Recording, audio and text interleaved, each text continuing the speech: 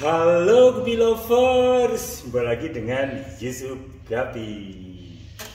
Nah teman-teman, banyak sekali pertanyaan yang masuk ke sosial media saya, baik itu Instagram, WA, YouTube, ya, bahkan TikTok. Dan saya ingin merangkumnya hanya menjadi 3 pertanyaan. Nah tadi ngomong-ngomong, saya itu mau mengajak kameramen cilik saya untuk malam ini itu membuat konten. Tapi ternyata kameramennya udah kecapean, jadi udah tidur. Sehingga saya membuat video sendiri dan nggak bisa jalan-jalan jadinya, ya. Jadi kita hidup saja di sini. Oke, jadi gini. Pertanyaannya itu satu. Itu makanan yang bisa membuat ikan gapi itu bisa tumbuh menjadi big body, jadi yang bisa jadi besar, ya. Ukurannya itu jadi jumbo, ya. Itu yang pertama. Kedua itu adalah bagaimana trik kita supaya ekor ikan gapi itu bisa lebar. Dan yang ketiga, ini yang lebih menarik, ya, dari ketiga pertanyaan ini, yaitu gini.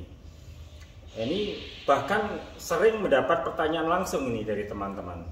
Jadi gini, bahwa kalau misalkan dalam kontes, ya, dalam satu kelas itu kebetulan ada 2 ikan yang kualitasnya itu sama, ya, kualitasnya ini sama, proporsi tubuh juga sama, ya. Misalkan kalau kelas dewasa ini 1:1 sama, tetapi ukuran mereka berbeda, yang satu gede, yang satu kecil.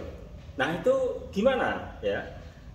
Apakah harus menang yang besar atau bisa saja yang kecil menang, ya? Jadi nanti akan kita jawab. Yang pertama, ya, jadi pakan untuk ikan gapi yang bisa membuat pertumbuhan ikan gapi jadi wow, sehingga nanti tubuh ikan gapi itu jadi besar. Itu gini teman-teman. Jadi apapun yang nanti saya bicarakan itu semata-mata hanya pengalaman saya belaka, ya. Bukan kok sok tahu atau sok pintar, enggak, ya. Jadi ini sesuai dengan pengalaman saya. Dulu pernah, ya, pas awal-awal saya mainkan gapi itu saya menggunakan pakan berupa cacing sutra. Dan ternyata memang pertumbuhan mereka sangat pesat, ya. Pertumbuhannya bisa jadi gede-gede, ya. Nah, kemudian selang beberapa waktu, karena saya juga membuat konten apa yang saya lakukan, ya, termasuk saya menggunakan cacing sutra.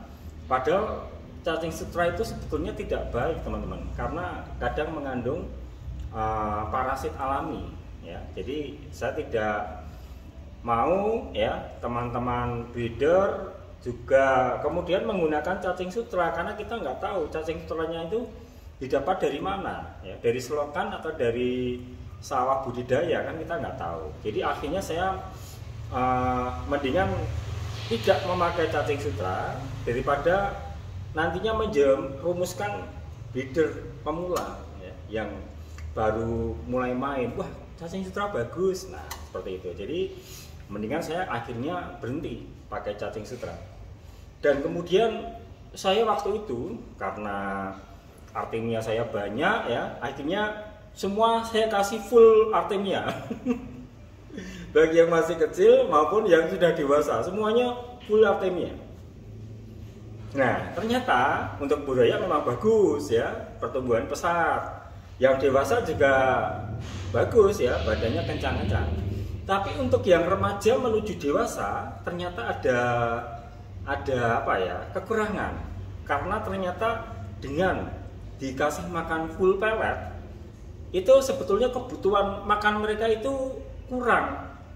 Kita tahu artemia itu besarnya seberapa, kita kasih banyak pun kalau mereka populasinya lumayan banyak, akhirnya juga terbagi kan, makanya juga sedikit. Nah, akhirnya pertumbuhannya itu tidak pesat, bahkan cenderung kerdil. Nah, untuk itu kemudian saya mulai menggunakan pelet, ya. Saya menggunakan pelet, dan pelet yang saya pakai waktu itu Otohim. Dan ternyata setelah saya kombinasikan ya antara Artemia dengan pelet, waktu itu Artemia hanya sekali, peletnya 2 kali, dan ternyata pertumbuhannya itu sangat pesat. Jadi akhirnya ikannya jadi gede-gede. Nah, intinya teman-teman, bahwa ikan gapi itu pertumbuhannya itu akan sangat pesat bila nutrisinya itu tercukupi. Nah, sedangkan pelet yang beredar saat ini yang biasa dipakai saja ya, itu ada NRD, ada MEM, ada Otohim ya, yang semuanya itu adalah buatan pabrik. Dan pabrik pada waktu membuat produk pasti kan ada riset dulu dari para ahli ya, kemudian diuji cobakan ya, dari riset itu kemudian diketahui ternyata didapat nih formulanya sehingga nanti baik untuk pertumbuhan ikan. Nah, jadi pelet yang beredar sekarang itu sebetulnya bagus semua teman-teman. Kita nggak mania yang ini paling bagus, enggak ya. Ya, jadi kandungan nutrisi mereka itu ya hampir-hampir mirip lah ya. Nah, kemudian intinya adalah seberapa yang mereka makan. Jadi kalau misalkan Otohim pun misalkan bagus ini, ngasih makannya sehari sekali ya nggak bisa gede. Jadi perlu nutrisi yang cukup, nggak kurang, nggak berlebih. Nah, itulah yang kita bisa mengira-ngira ya, kira-kira kebutuhan ikan ini seberapa untuk dia bisa cukup nutrisi. Nah, kalau saya dulu ya, kalau yang Buraya itu kan di awal-awal dia pakai Artemia. Nanti setelah 3 minggu sampai 1 bulan itu full pelet, dan peletnya bisa 4 kali. Nah, terus kemudian pertumbuhan mereka memang sangat pesat. Nah, yang kebetulan yang saya pakai itu Otohim. Tetapi untuk merek yang lain tidak masalah teman-teman. Ya, bukan karena Otohim itu mahal pasti lebih bagus, enggak ya, semuanya juga bagus. Nah, saya juga pernah chattingan ya dengan orang Thailand itu, banyak breeder di sana yang ternyata juga full pelet pada waktu breeding ikan gapi, dan ikan mereka juga bagus-bagus dan besar-besar. Nah, jadi intinya itu adalah kecukupan nutrisi, dan kecukupan itu bisa dipraktekkan dalam kehidupan mereka itu melalui seberapa kita memberi makan itu dan berapa kali kita memberi makan dalam seharinya. Nah, itulah yang perlu kita pelajari sendiri ya. Jadi kan kita nggak mungkin ya, ini satu jimpit saja peletnya, enggak. Jadi itu ukurannya itu kita harus pelajari, dan kita istilahnya kita punya feeling gitu loh ya. Segini kenyang ya. Kalau saya itu ngasih makannya itu bisa 3 kali pada waktu ngasih makan itu loh maksudnya. Jadi gini, saya putar, saya kasih jret, kemudian sampai ujung belakang, balik lagi ke depan, kasih lagi, kan udah habis itu ya, kasih lagi. Nah, terus muter 3 kali, ketiganya yang masih kurang tambahin dikit, tapi yang masih gitu ya udah nggak dikasih. Nah, seperti itu jadi pas ya. Jadi makan mereka pas, karena kalaupun sisa itu hanya sedikit, berarti pas ya. Nah, itu teman-teman, masalah makanan yang menyebabkan ikan gapi jadi tumbuh menjadi big body. Dan yang kedua itu tentang ekor ya. Bagaimana ekor itu bisa tumbuh lebar. Nah, kita analogikan begini teman-teman. Misalkan ada atlet renang. Orang yang suka renang, apalagi dia seorang atlet, kira-kira bentuk tubuhnya dengan saya yang nggak pernah renang sama atau beda? Pasti beda kan ya. Jadi karena dia sering berenang, maka ada otot-otot yang sering digunakan. Kayaknya otot sayap, otot sini ya, otot dada. Nah, itu kelihatan kencang dan kuat karena sering dipakai untuk berenang. Kemudian ada orang yang sering badminton mungkin. Badminton kan kakinya harus lincah ya, harus bergerak ke sana kemari gitu. Akibatnya apa? Kakinya itu besar dan kuat ya. Nah, itu adalah otot-otot yang dilatih karena aktivitasnya. Demikian juga dengan ikan gapi. Ikan gapi yang berada di air yang tenang dengan ikan gapi yang berada di air yang ada arusnya, maka fungsi sirip baik ekor, sirip punggung ya itu akan berbeda. Yang tenang, fungsi dari sirip itu sangat sedikit. Ya, gerakannya itu normal lah. Tetapi bila ada arusnya, maka ikan ini akan berusaha untuk tidak terbawa arus, kan dia harus melawan. Nah, akibatnya semua sirip itu akan digunakan semaksimal mungkin. Nah, kemudian karena ekornya sering digunakan, maka ekornya menjadi lebih lebar. Nah, seperti itu teman-teman analoginya. Jadi kesimpulannya, ikan gapi itu ekor lebarnya, kelebaran ekornya itu bisa ditentukan oleh arus yang ada di dalam akuarium. Makanya kalau kita misalkan naruh ikan, ini sama-sama umurnya ya, dan jenisnya sama atau bahkan saudaraan. Yang satu di ember, yang satu di akuarium yang menggunakan filter. Karena ada filter kan dia jalan, ada arus. Maka ukuran ekor sudutnya itu beda. Pasti lebih lebar yang ada di akuarium yang ada arusnya. Nah, seperti itu. Makanya saya dulu pernah ya berbincang-bincang dengan orang yang memang dia konsen ya di bidang kontes gapi. Maka dia punya akuarium itu memang dikhususkan untuk mempersiapkan ikan-ikan kontes dan gapi ikan kontes. Itu banyak yang memang los-losan, jadi nggak ada filternya. Nah, diharapkan ekornya nanti tidak over. Misalkan dia masuk ke middle, nah itu biar ekornya itu tetap sudutnya tidak terlalu lebar. Nah, seperti itu teman-teman. Jadi